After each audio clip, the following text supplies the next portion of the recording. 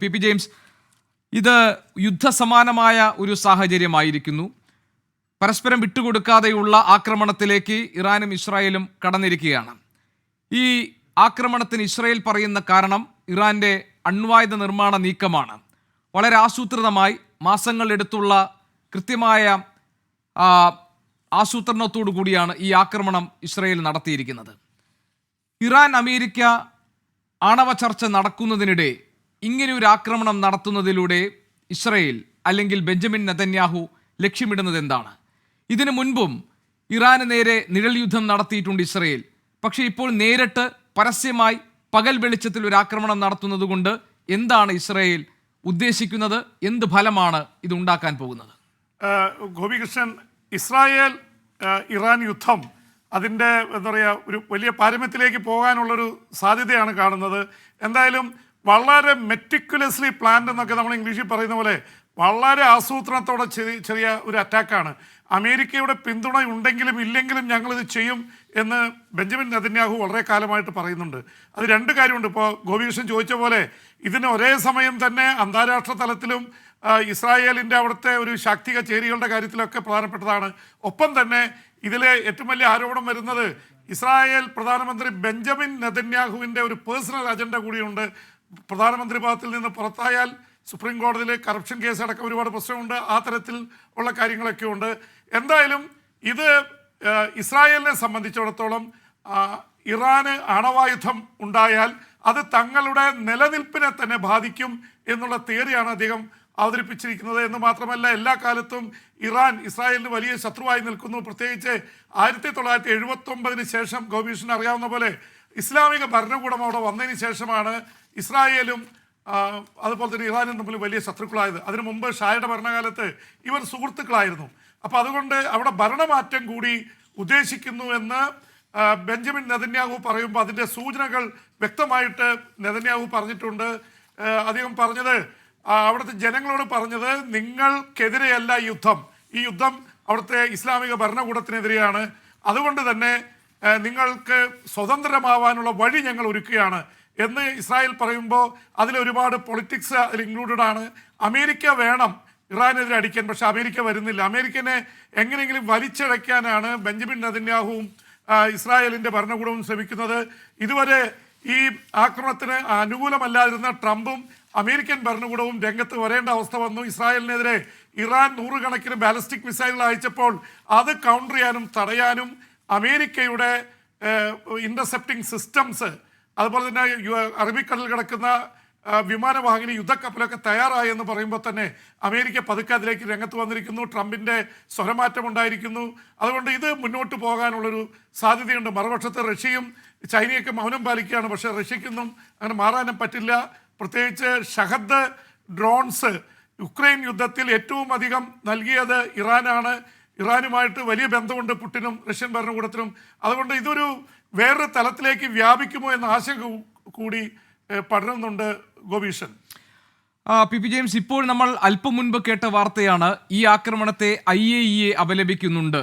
ഇത് അണ്വായുധ നിർമ്മാണം എന്ന കാര്യം മുൻനിർത്തിക്കൊണ്ടാണ് ഇസ്രായേൽ ഇപ്പോൾ ഈ ആക്രമണത്തെ ന്യായീകരിക്കാൻ ശ്രമിക്കുന്നത്. നമുക്കറിയാം, സുന്നികളായ അറബ് രാജ്യങ്ങൾക്കിടയിലെ ഏക ഷിയ രാജ്യമാണ് ഇറാൻ. മാത്രമല്ല, ഇറാന്റെ അവിടുത്തെ പ്രസക്തി എന്ന് പറയുന്നത് പലസ്തീൻ വിഷയത്തിൽ ഇസ്രായേലിനെതിരെ ഏറ്റവും ശക്തമായ നിലപാട് സ്വീകരിക്കുന്ന ഒരു ശക്തമായ രാഷ്ട്രം എന്ന നിലയിലാണ് ഇറാൻ അവിടെ നിലകൊള്ളുന്നത്. മാത്രമല്ല, ഇറാൻ പല നിലയ്ക്കും, അതായത് സിറിയയിൽ ഹൂതികളെ ഉപയോഗിച്ച്, ലെബനനിൽ ഹിസ്ബുള്ളയെ ഉപയോഗിച്ച്, ഗസയിൽ ഹമാസിനെ ഉപയോഗിച്ചുമൊക്കെ അവരെയൊക്കെ നിയന്ത്രിക്കുന്ന ഇറാനാണ് എന്ന ആരോപണങ്ങൾ നിലനിൽക്കുന്നുമുണ്ട്. ഈ ഘട്ടത്തിൽ ഇറാനെ ആക്രമിക്കുന്നതിന് അമേരിക്കയുടെ പിന്തുണ അന്വേഷിക്കുന്ന, ആഗ്രഹിക്കുന്ന ഇസ്രായേലിന് ഏതെങ്കിലും തരത്തിൽ അമേരിക്കയ്ക്ക് പരസ്യമായി ഒരു പിന്തുണ നൽകി രംഗത്ത് വരാൻ കഴിയുമോ? കാരണം ഈ കാര്യത്തിലുള്ള ഡൊണാൾഡ് ട്രംപിന്റെ പ്രതികരണം പരസ്പര വിരുദ്ധമായിരുന്നു. ആദ്യം തള്ളിപ്പറയുന്നു, പിന്നെ പിന്തുണയ്ക്കുക അത് ശരിയായി എന്ന് പറയുന്നു. അപ്പോൾ ഈ കാര്യത്തിൽ വ്യക്തമായ ഒരു നിലപാടെടുക്കുന്നതിൽ അമേരിക്കയ്ക്ക് പ്രയാസങ്ങളുണ്ടോ?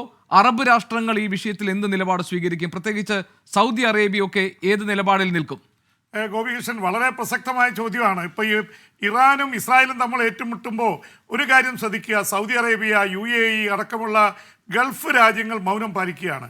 ഒരുപക്ഷെ ഇസ്രായേലിനെ പോലെ ഒരു ആശങ്ക പങ്കുവയ്ക്കുന്ന രാഷ്ട്രങ്ങളാണ് സൗദി അറേബ്യയും UAE-യും.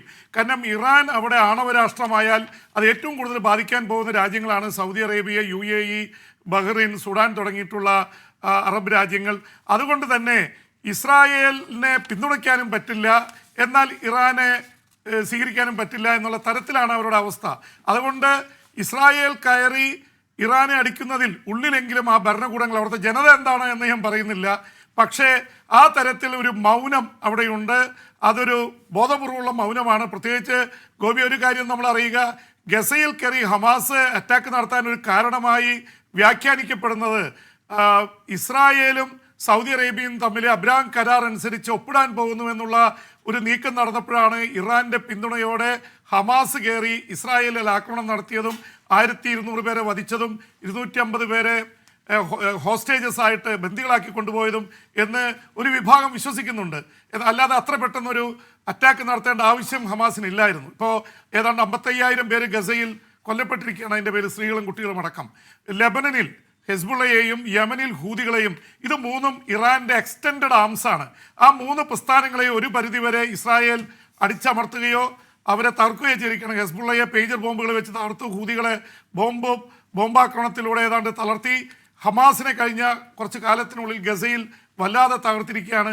അതിനുശേഷമാണ് ഇപ്പോൾ ഇറാനും ഇസ്രായേലും തമ്മിൽ ഏറ്റുമുട്ടുന്നത്. ഇത് തീർച്ചയായിട്ടും പശ്ചിമേഷ്യയുടെ രാഷ്ട്രീയത്തിൽ മാത്രമല്ല ലോകമെമ്പാടുമുള്ള രാഷ്ട്രീയത്തിൽ പ്രാധാന്യമായിട്ടുള്ളതായിട്ട് മാറുകയാണ്. ഒപ്പം തന്നെ ഗോപി ചോദിച്ച അമേരിക്കയുടേത്, ട്രംപിനെ സംബന്ധിച്ചിടത്തോളം ഒരു യുദ്ധത്തിൻ്റെ താല്പര്യം ട്രംപിന് ഇല്ലായിരുന്നു എന്നുള്ളത് യാഥാർത്ഥ്യമാണ്.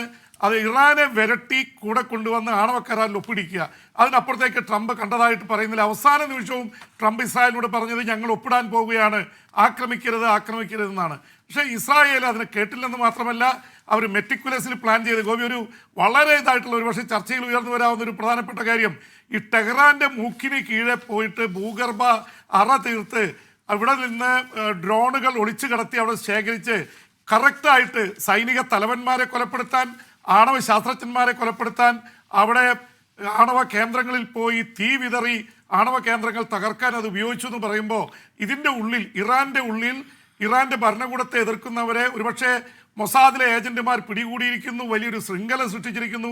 ഇറാന്റെ ഏത് കക്ഷിയെയും അത്ഭുതപ്പെടുത്തുകയും അമ്പരപ്പിക്കുകയും ആശങ്കപ്പെടുത്തുകയും ചെയ്യുന്ന നിലയിലേക്ക് പോയിരിക്കുന്നു. നേരത്തെ ഉണ്ടായിരുന്ന പ്രസിഡന്റ് ഇബ്രാഹിം റൈസി അടക്കമുള്ളവർ ഹെലികോപ്റ്റർ അപകടത്തിൽ കൊല്ലപ്പെട്ടതടക്കമുള്ള കാര്യങ്ങൾ ഇസ്രായേലിന്റെ പങ്കുണ്ടോ എന്ന് സംശയിക്കുന്ന തരത്തിലേക്ക് താങ്കൾ സൂചിപ്പിച്ചതുപോലെ തന്നെ മൊസാദിന് ഇറാനിലെത്തി അവരുടെ മൂക്കിന് താഴെ, ആ ഭരണകൂടത്തിന് മൂക്കിന് താഴെ നിന്നുകൊണ്ട് അവിടെ ഒരു ഡ്രോൺ ബേസ് സ്ഥാപിച്ച് അവരുടെ വ്യോമ പ്രതിരോധ സംവിധാനങ്ങളൊക്കെ തകർത്ത് നടത്തിയിട്ടുള്ള ഈ ആക്രമണ പദ്ധതി, ഇത് പ്രാചീന ഗ്രീക്ക് കാലത്തെ ട്രോജൻ തന്ത്രമാണ് എന്ന് പോലും വിശേഷിപ്പിക്കപ്പെടുന്നുണ്ട്. അത്രയും വലിയ പ്രിസിഷനോട് കൂടിയായിട്ടാണ് ഈ ആക്രമണങ്ങളൊക്കെ നടത്തിയിട്ടുള്ളത്. പി ജെയിംസ് ഇന്റർനാഷണൽ ഡെസ്കിൽ നിന്ന് വിവരങ്ങൾ നൽകുകയായിരുന്നു.